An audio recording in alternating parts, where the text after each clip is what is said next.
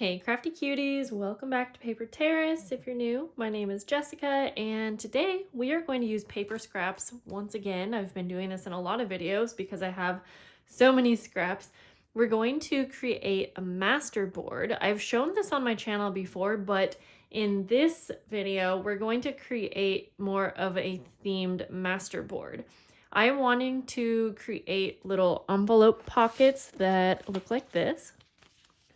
And so I am going to be making sure that I'm using specific colors to help me achieve a certain look of a themed masterboard, which I can then use for different projects like creating journal cards, pockets for journals, envelope pockets. These are expandable envelopes. And I will show you how to create one of these at the end as well. So I went ahead and went through my scraps and just kind of pulled out any pinks, reds, greens, and then I also still include neutrals and book pages. And I am going to use a file folder as the base of my masterboard. You can use printer paper, book pages, really whatever you have on hand. I happen to just have an abundance of these. And so we're gonna get started. So yeah, I think that making a masterboard in a themed way is super fun because you can go through and use specific colors. You could even go as far as using specific prints if you wanted to do more of a themed masterboard that isn't just colors, but you know, maybe like a certain theme that you're going for, like botanical. So you pull out all of your florals. Okay, so I hope that makes sense. And we're going to start by basically collaging onto our entire base. And you can use a masterboard for many different reasons. I'm going to start adding glue and just piecing papers on here. Again, it's essentially just a collage. As we go through, I will talk about different things and ways that you can use masterboards.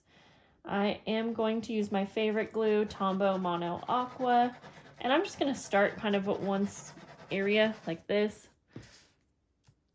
Kind of spread that out, and I may need to add more glue as we go. If you're curious why my glue looks a little dirty, it's because it's rust from my topper. Anyways, so I'm just gonna kind of mindlessly grab. I might tear little pieces. I do think that you get a lot more interest in a masterboard when you have smaller pieces, but you can't really do it wrong. And it's okay, of course, if you have space behind your pieces, but again, personally, I think it looks better if you have your papers overlapping. So I even chose papers like these that just have green in them. So I like to think of a masterboard as a base for different projects. And so I mentioned some different ways that you can use a masterboard, but another fun thing that you can do with a masterboard is you can, when you're all finished, you can scan it, and then you will have endless amounts of time that you can use a masterboard. So let's say you create a masterboard and you really love how it turned out, or maybe you are doing a project with other people and you want to share. I think that is an awesome way to use a scanned piece. This is a little bit bigger, but we'll go ahead and do this. So I go back and forth between adding glue to my base and adding glue to the different pieces. It's just kind of whatever I'm feeling. So I don't want this video to be too long for you guys, so I'm just going to focus on one side of my base folder here for now. And again, like I was saying, I like to bring in book pages as well. So since I'm using a specific color scheme, I will also just add in any kind of neutral pieces. Probably will trim off the little file tab there. So I'm just going to go like that. I happen to have some scraps in here that actually do have strawberries on them too. but as you will see with the final project that I'm going to be making, I will be adding like a focal point image to my project. So I will be able to bring in that theme even more.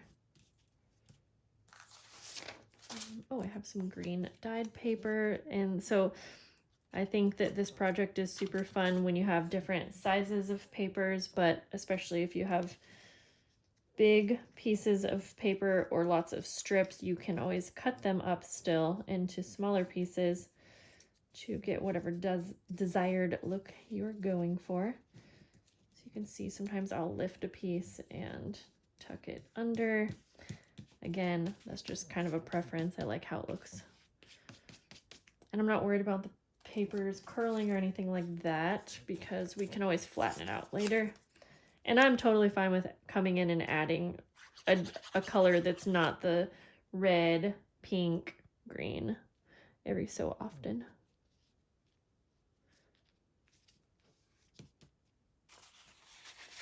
I wasn't sure how many papers I was going to be able to find in these colors, but it was actually pretty easy. So if you have a lot of paper scraps, I think you will be just fine on this project. Not to mention, it can be really fun to create one of these with just very random colors as well.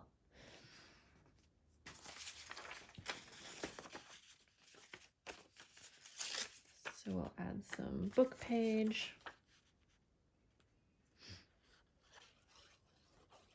So just as with any project, there's a lot of different ways you can make masterboards. You can start with one layer like we're doing here, and then you can go in and add other layers of different mediums. So you could do stamping, stickers, washi tapes. And I haven't yet decided.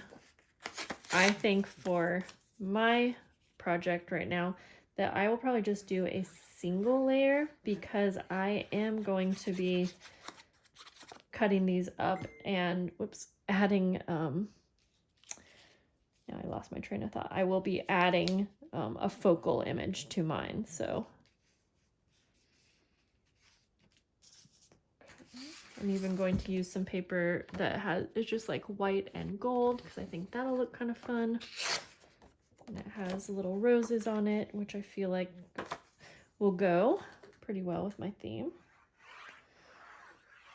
When you're making a masterboard, I say keep in mind what you are maybe planning to do with it, because if you're planning on cutting it up into small pieces and you're using really big pieces of paper, just keep in mind that when you go to cut that up into small pieces, you may only have one section of a paper. So I would then probably be using smaller pieces of paper.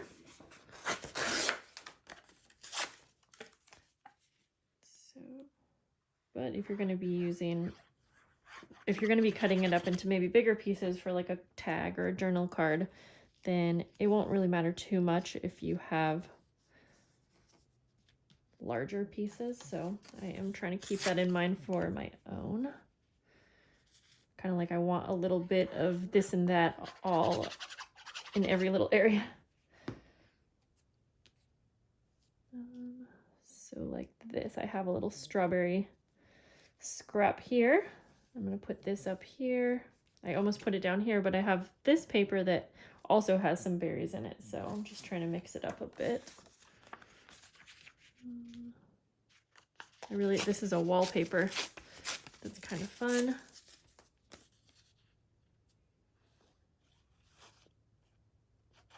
You can really use up a lot of scraps doing something like this. And I think I just dropped glue somewhere, but.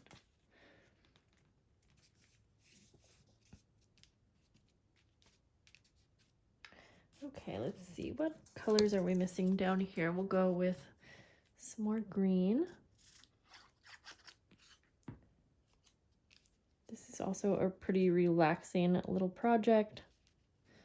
You could do this with kids.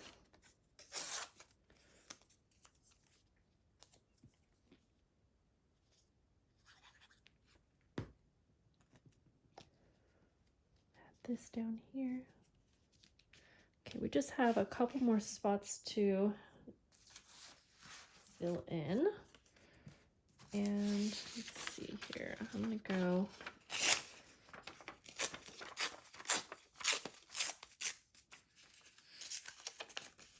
if you guys saw my video where I made some quilted cards or patchwork cards, I don't remember what I called it. This is kind of a similar project, except that one's a lot more neat and tidy, whereas this one is not. We have the torn edges and the randomness placement of the papers. In fact, I'm starting to feel like this looks a little bit too uniform. So I'm gonna go in now and just add a few extra papers, maybe layering. Let's see, we'll add like another berry piece down here.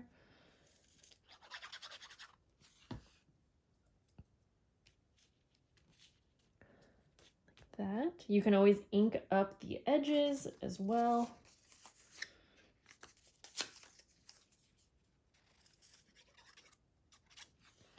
But I am seeing, even as I'm doing this one right here, that I do like when the papers go horizontal and vertical. So the next time that I make one of these, I will keep that in mind.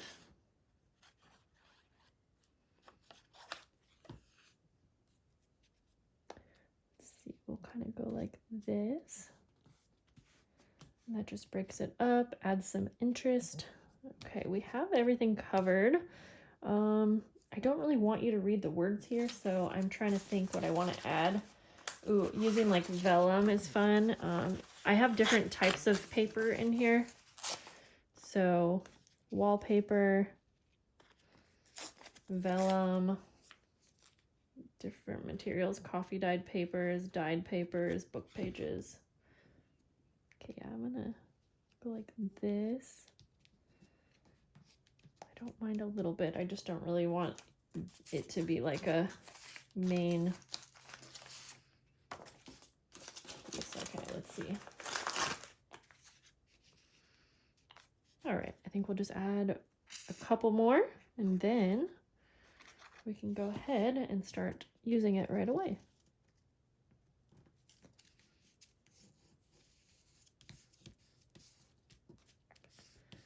Okay, we'll go like that. If you need to glue any pieces down, you can go ahead and do that. Okay, I'm gonna quit fussing with it for the video, and I am going to just trim this down a little bit to get started. So when I do this off camera, I will likely just cover this entire folder and then go from there. But again, I think you kind of get the point, and I'm feeling like I want to add some more right in this area. Let's see here. Just gonna look through the scraps real quick and see what pieces I haven't added. Yeah, I feel like I need another piece there. Definitely try to get the edges glued down really good, especially if you're planning on cutting this up. Oh, I like that book page, so I'm gonna add just a couple more pieces. Kind of around.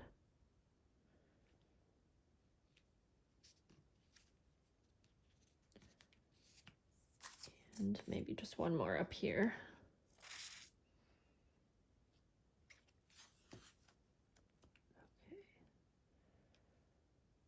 Because I'm not exactly sure right now like where I'm going to be cutting this up. So it's kind of fun because you're not sure what each piece is going to look like. Okay, so now would be a great time. Obviously, if you want to let it dry, I would put some heavy books on it, let it dry flat. Then if you wanted to scan, you could go ahead and do that. You could even just copy it. I'm going to cut this little flap off. I just don't need it. But I am going to be cutting these up and using as toppers on my little envelopes that I showed. Try to show you. So it's an expanded envelope. And so I already have a specific size that I need. And then we'll doll up our final pieces. So let's see. I'm trying to think. I'm going to just bring my trimmer over here. That will be the easiest way to do this. No, it won't, because it's under a bunch of things. So you know what? We're gonna do this way. This is what size I need. So I have an envelope that's cut up. I just cut the top off. And so again, just for the sake of this video, I'll just do it kind of the easiest way. And I'm just going to take this as my guide. Of course, a trimmer is going to be much easier, but I didn't realize I have a bunch of stuff stacked on mine. So we're going to go like this.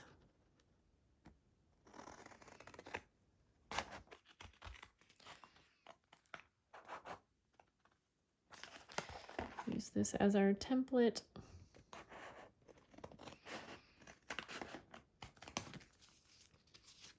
I kind of want to cut a couple of these up just so we can see what our options are. But these would make awesome tags as well.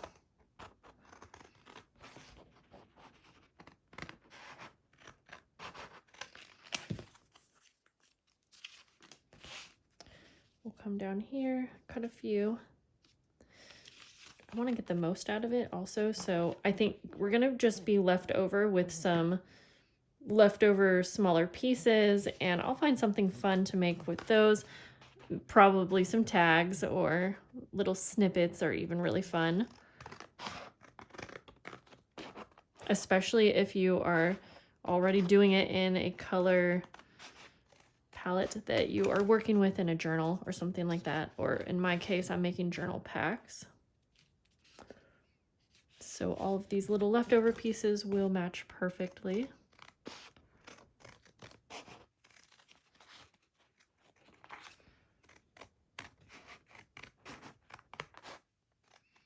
Okay, let's see. It's like we almost had, actually, you know what? These would still work to be on the top.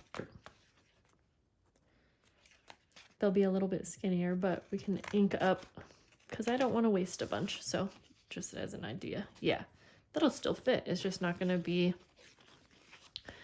as wide, but that's okay.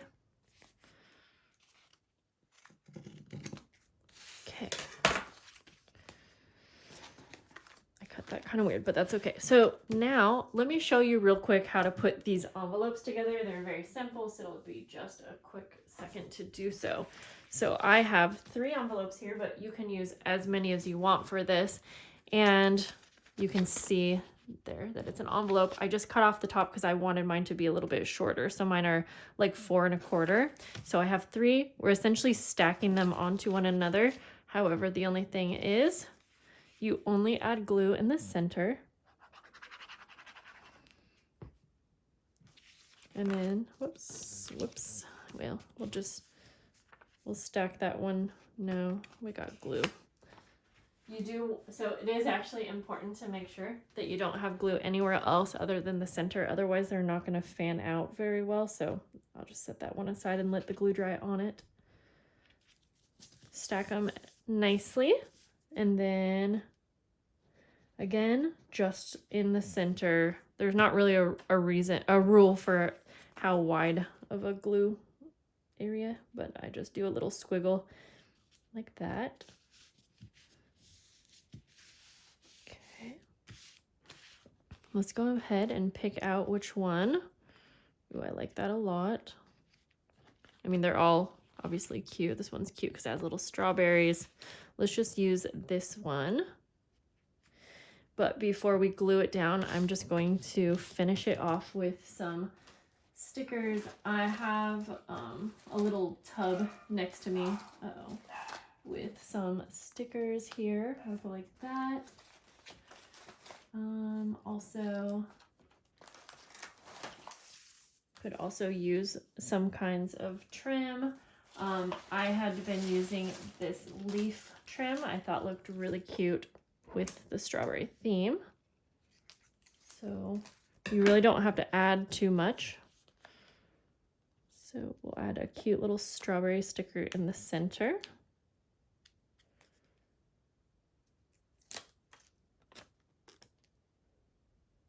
Let's see, I think it goes that way.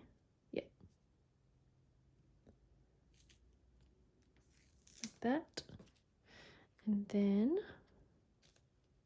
we'll just add some trim up the side.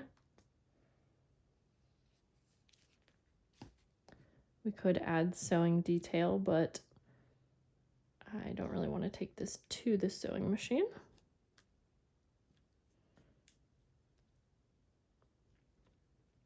So you can imagine if you have a bunch of these made up already, just the base, then going to add some final decorations will just finish it off and be such a quick little thing. So I am going to take some ink, just add a little bit around the edges. I added way too much glue. Don't forget you can add stamps, washi tape, you know, stickers, all kinds of things. And then to our little envelope, our stacked envelope bundle, I'm just going to add some as well. So yeah, if you guys make masterboards already, let me know, what do you like to use them for? Would love to hear.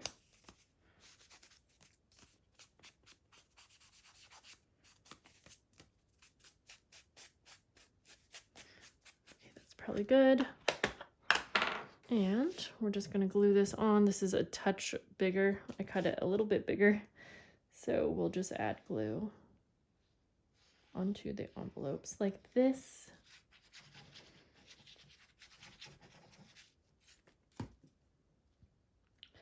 And we will center this on. Then we have a really cute little finished project. When you cut these up, sometimes you might notice that there might be a little scrap of paper that got trimmed off, like right, for instance, right here, just because of where we cut it. Like there's a little scrap right here, so I'll either just pull that off or glue it back down. But there we go. And once this dries, it'll be easy to pull apart like that.